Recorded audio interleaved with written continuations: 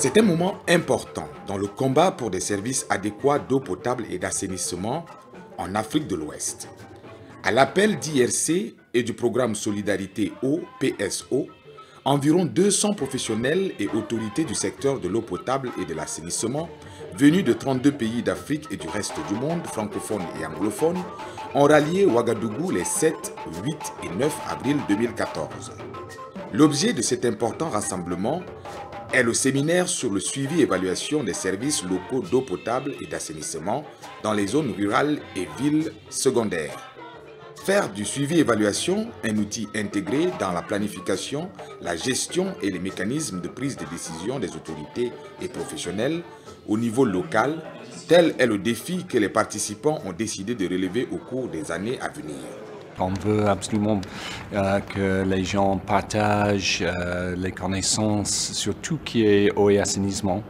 Et on constate la problématique qu'on a identifiée pour l'IRC et là où on travaille le plus, c'est que même quand on fait des investissements, des centaines de millions et des milliards de dollars dans le monde entier, dans les infrastructures pour amener l'eau et assainissement aux citoyens, beaucoup d'entre eux ne fonctionnent pas ou fonctionnent guère. Donc je pense à un moment donné, il y a à peu près 30% des équipements pour l'eau rurale qui ne fonctionnent pas.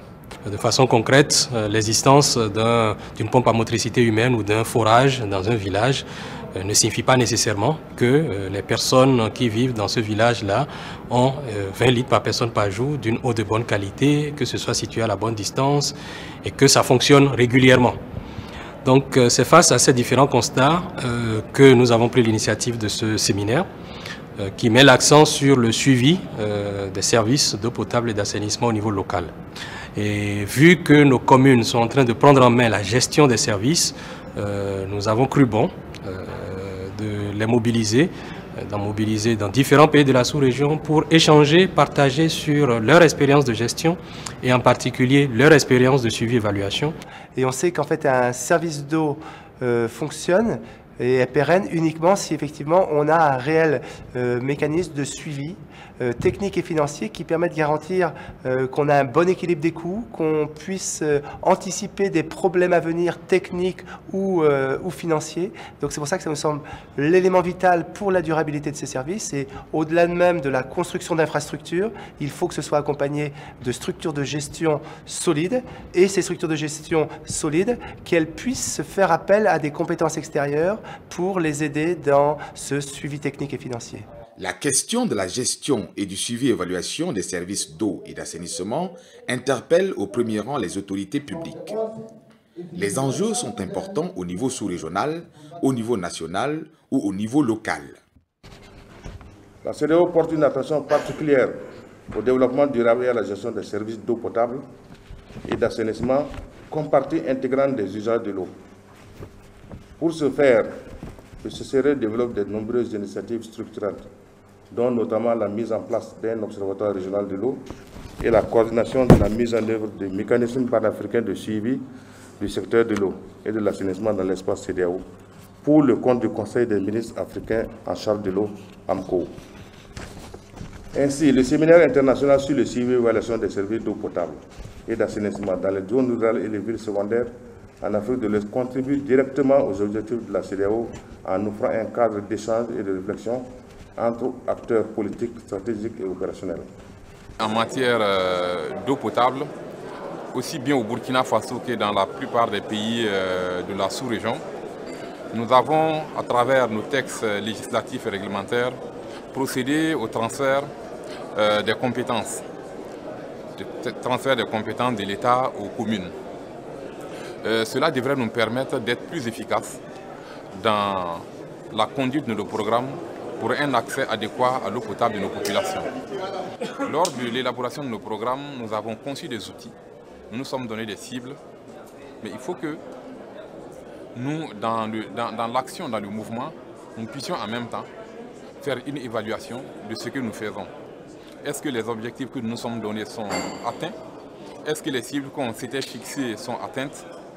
Quelles sont les difficultés? Pourquoi les cibles ne sont pas atteintes? quelles sont les corrections que nous devons faire pour atteindre les cibles. Nous sommes venus au titre des collectivités, parce qu'aujourd'hui, quoi qu'on dise, des questions d'eau intéressent beaucoup plus les autorités locales. Ils ont la maîtrise d'ouvrage, donc il ne se passe pas un jour sans qu'en fait on vous pose des problèmes d'eau. Les professionnels qui soutiennent et accompagnent les communes ont été très nombreux et très contributifs dans les échanges et réflexions au cours du séminaire. Il faut dire qu'ils sont confrontés au quotidien à l'épineuse question des effets et impacts de leurs interventions, mais sont aussi à l'origine de nombreuses innovations en termes d'outils et méthodes de suivi et évaluation. This seminar is very important because you know that everything we do, we have to monitor and evaluate to see to what extent we have impact. What are those impacts on the beneficiaries? Are they important? And if they are important, to what extent can they access these infrastructures? So this seminar was very important. Il y a les mesures d'investissement, donc la construction d'ouvrages pour que les gens aient de l'eau ou bien que les gens aient des points pour assurer l'assainissement et l'hygiène. Mais avec ça, il faut aussi garantir le bon service. Le bon service, ça veut dire quoi? D'abord, savoir quel type d'ouvrage on doit mettre en place, suivant quelles normes, etc. Et également, on doit aussi s'assurer que ce qui est déjà mis en place est bien géré, bien exploité, pour que ça soit durable, pour garantir cet accès-là de façon durable, etc. Donc, aux côtés des investissements, et peut-être même avant les investissements, pendant les investissements et après les investissements, les services locaux de suivi et évaluation sont capitaux, c'est nécessaire. L'expérience d'accompagnement de la SNV dans l'élaboration du suivi et évaluation des services d'eau et d'assainissement a concerné pour le moment 5 communes dans la région du Centre-Nord. Et avec ces 5 communes, on est parti sur une étude d'état des lieux pour connaître les pratiques existantes, pour connaître les besoins, les faiblesses, les contraintes dans le milieu. Et ensemble avec les acteurs, on s'est défini des objectifs. Et on s'est organisé avec l'ensemble des acteurs pour atteindre ces objectifs. Et une attention a été accordée à la responsabilisation des acteurs même. Tout ce qu'ils peuvent faire, on les laisse faire et juste un accompagnement. Par exemple, la collecte des données, ils peuvent le faire au niveau village, c'est les points focaux qui l'ont fait. La compilation des données aussi, ce sont les secrétaires généraux des communes qui l'ont fait. Le séminaire a permis aux participants de réfléchir et d'échanger sur les expériences de suivi et évaluation de différents types de services. Le monitoring des réseaux d'eau dans les périphéries urbaines et des petites villes, le monitoring des petits réseaux ont produit des résultats intéressants. Qui dit petit réseau dit bonne gestion de ces petits réseaux. Et pour bien gérer un réseau, il y a un certain nombre de choses à mesurer. En termes de gestion technique, bien sûr, mais aussi en termes de gestion financière. Et on se rend compte aujourd'hui, et ça c'était la bonne nouvelle de ce séminaire, c'est qu'il y a beaucoup d'expériences de suivi, évaluation de ces petits réseaux dans de nombreux pays.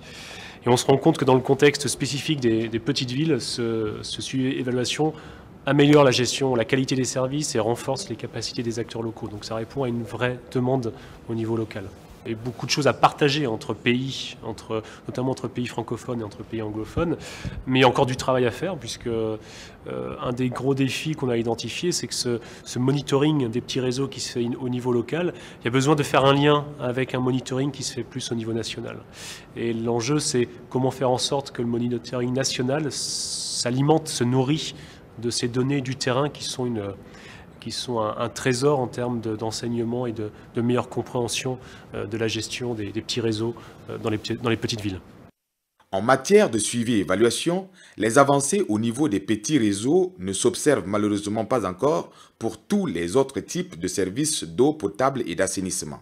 On observe que le suivi et évaluation au niveau des petits réseaux est assez structuré, assez développé, assez régulier et qu'il fournit des informations appropriées aux différents décideurs pour améliorer et suivre la qualité du service, suivre et améliorer la qualité du service. Donc ça, c'est une chose. Et quand on arrive au niveau des pompes à motricité humaine, on se rend compte qu'on est encore loin du compte. On est au début. On continue de chercher les marques, on continue de chercher les solutions, les approches et les échanges entre les différents intervenants, les différentes expériences qui ont été partagées et permettent à chacun de savoir dans quelle mesure il pourrait mieux faire ce qu'il avait l'habitude de faire. Et l'étape suivante en dessous, c'est l'assainissement, où on se rend compte qu'on est encore, c'est soit inexistant, soit vraiment en cours de réflexion, et que les solutions qui permettent aux collectivités de faire du suivi-évaluation de l'assainissement restent encore à développer ou à promouvoir. Et enfin, il y a l'hygiène qui reste encore très marginale ou pratiquement inconnue. Quand on parle de l'hygiène, on sait qu'on aborde quand même des questions qui sont plus complexes. On parle des bonnes pratiques d'hygiène au niveau des ménages, on parle du lavage des mains au moment critique, on parle de l'utilisation appropriée des latrines, des ouvrages d'assainissement. Et là, on sent clairement qu'il y a encore beaucoup à faire parce que très peu de gens ont vraiment conduit des expériences là-dessus et du coup, on a très peu d'éléments. Le suivi-évaluation prend en compte également l'opinion de l'usager, l'avis du consommateur, la satisfaction du client. Le séminaire a aussi permis de partager les progrès en termes de méthodes et outils. The last session we had was monitoring user satisfaction. How can you ensure that services that you provide can help the users? To what extent can they access these services? So the last session was how to ensure that you produce quality and how best the people can use these facilities. Et dans tous les cas, on considère que tous les pays pourraient souhaiter avoir ce type d'analyse. Ce qu'on a pu partager ensemble, c'est des exercices d'évaluation et d'analyse de la satisfaction des usagers, mais qui restent souvent très ponctuels. Donc on n'est pas encore dans des mécanismes de suivi et d'évaluation permanents, on est plutôt des analyses au coup par coup. Et là, le gros défi qui reste à relever en termes de monitoring de la satisfaction des usagers, c'est d'être capable de mettre en place un système pérenne et régulier. Les échanges étaient riches et variés. L'un des centres d'intérêt a été l'apport des nouvelles technologies de l'information et de la communication dans les collectes, le traitement et la diffusion des données. En République démocratique du Congo, il y a à peu près 500 mini-réseaux, des petits réseaux autonomes qui desservent entre quelques milliers et quelques dizaines de milliers de personnes et qui apportent une solution intéressante pour améliorer l'accès à l'eau. Malheureusement, ils sont très mal connus, ils n'ont pas été construits de manière programmée. Ils ont été construits par des dizaines et des dizaines d'acteurs différents. Donc notre objectif, ça a été d'organiser une grande enquête et d'envoyer 40 enquêteurs visiter chacun de ces réseaux et de poser des questions importantes sur la gestion de ces réseaux, leurs caractéristiques techniques, la manière dont ils fonctionnent, et puis de repérer chacun des équipements pour savoir s'ils sont fonctionnels et où est-ce qu'ils se trouvent avec leur point GPS. On a créé des questionnaires qui sont remplis par chacun des enquêteurs sur un petit smartphone que je porte dans la main ici et qui nous permet d'avoir des données de meilleure qualité, de les envoyer directement par le réseau à ses superviseurs et à l'équipe de direction dont je fais partie, et puis de prendre des points GPS, de prendre des photos, donc d'améliorer finalement à la fois la qualité et la diversité des données qu'on peut collecter sur le terrain. On a accès à la fiche d'enquête qui avait été rentrée. Nous, Agvo, on apporte des outils qu'on les développeurs ont développé, mais le processus reste le même que eux, ils ont déjà l'habitude de faire dans leur pays. On n'a pas changé le processus, donc ils ont des directions générales régionales qui gèrent les enquêteurs, qui gèrent la collecte des données, et ensuite ces enquêteurs envoient les données, donc il n'y a plus à saisir les données. Les données sont directement dans la base de données, et c'est la direction régionale qui ensuite traite ces données, valide ces données. Et voilà. Donc il y a aussi bien au niveau communal, il y avait des superviseurs communaux et les enquêteurs étaient des gens des communes. I think basically what we try to do at the community level is to actually put together community data with respect to water points as well as sanitation facilities in communities. And then we'll build capacity of the local governments to actually do the initial enumeration where we get the communities to send updates on the status of these facilities. And this is done using an online platform that helps us to get real-time the functionality of these facilities by the facility caretakers at the community level responding to text messages, and we'll get their responses integrated into the database, and we'll have their details captured real-time online. Et la Banque mondiale est particulièrement intéressée par l'usage de ces nouvelles technologies dans le suivi et évaluation dans le secteur de l'eau et de l'assainissement. Et à cet égard, nous allons lancer une étude régionale sur l'utilisation de ces nouvelles technologies dans le secteur de l'eau et de l'assainissement. Du bénéfice en fait, qu'est-ce que ça rapporte finalement faire du suivi et évaluation? Tous sont unanimes. Le suivi et évaluation des services d'eau et d'assainissement a un coût. Sa conduite de façon régulière pose donc la question de son financement. Bien entendu, il faut mettre dans la balance tout le bénéfice qui peut être généré. Une table ronde d'experts a permis d'échanger sur le sujet du financement du suivi et évaluation.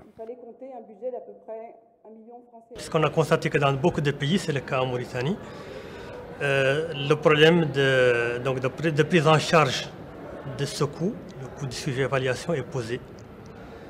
Les tarifs de l'eau ne peuvent pas les supporter. Il n'est pas prévu que les bailleurs de fonds le prennent en charge, et dans aussi le budget de l'État. Donc c'est un problème qui est posé évidemment. Et là, pour assurer un bon suivi et évaluation, il faut qu'il y ait le financement qui vient derrière. C'est de dire déjà que ce coût doit être partagé.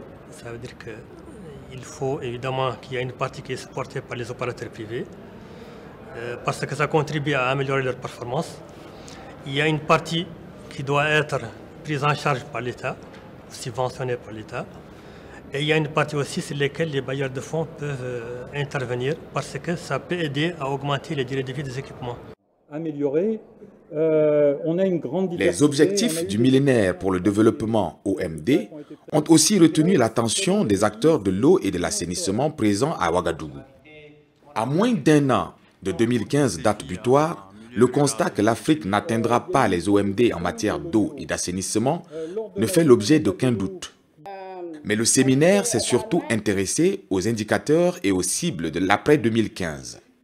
La communauté internationale projette d'atteindre l'accès à l'eau et à l'assainissement pour tous à l'horizon 2030.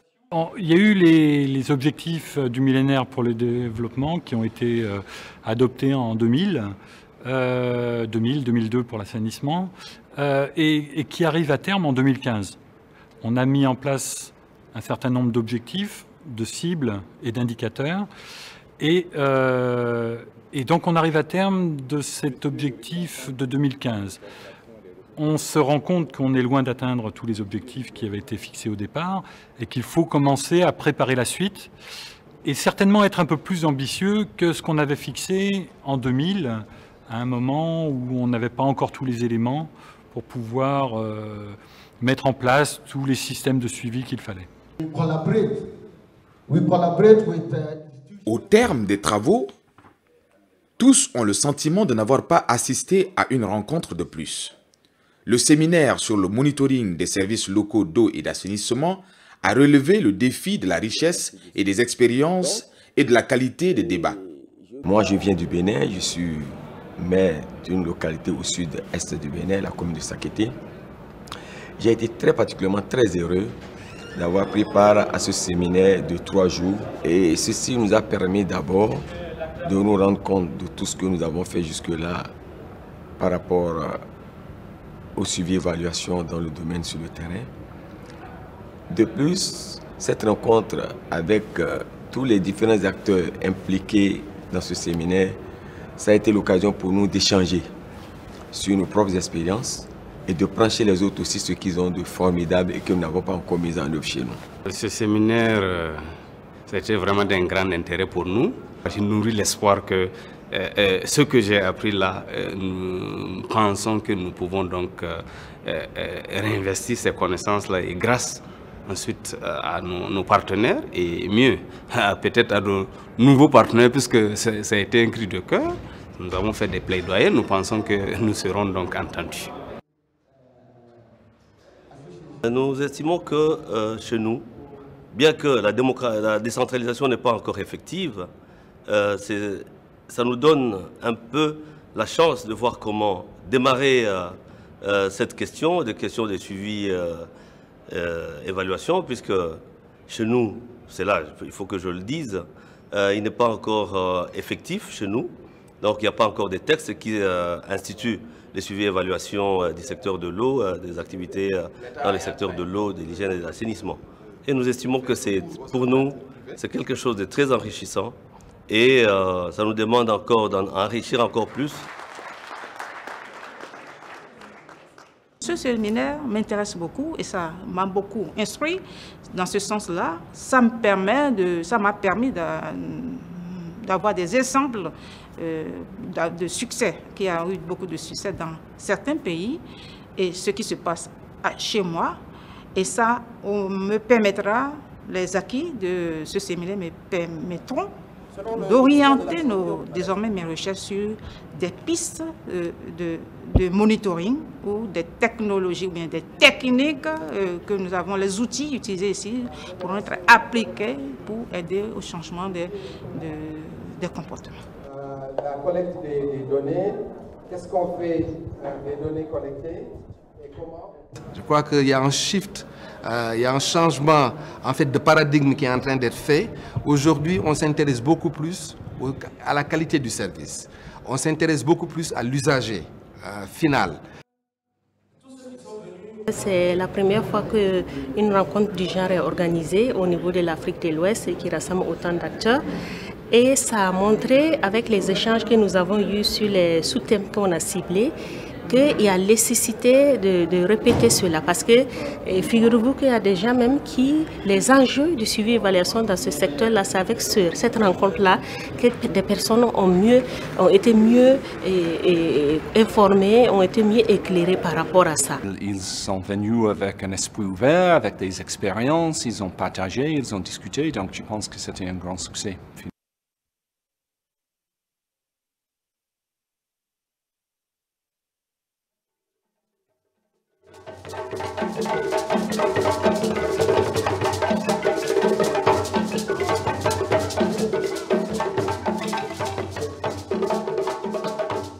Au-delà de la réalisation des infrastructures et des équipements, la question rigoureuse des services d'eau et d'assainissement est désormais la grande priorité des autorités et professionnels en Afrique de l'Ouest. Avec le séminaire de Ouagadougou, le suivi-évaluation est désormais reconnu comme une démarche systématique à adopter et à promouvoir à tous les niveaux, en particulier au niveau des collectivités territoriales, qui prennent progressivement en charge la destinée des populations de nos villes et campagnes.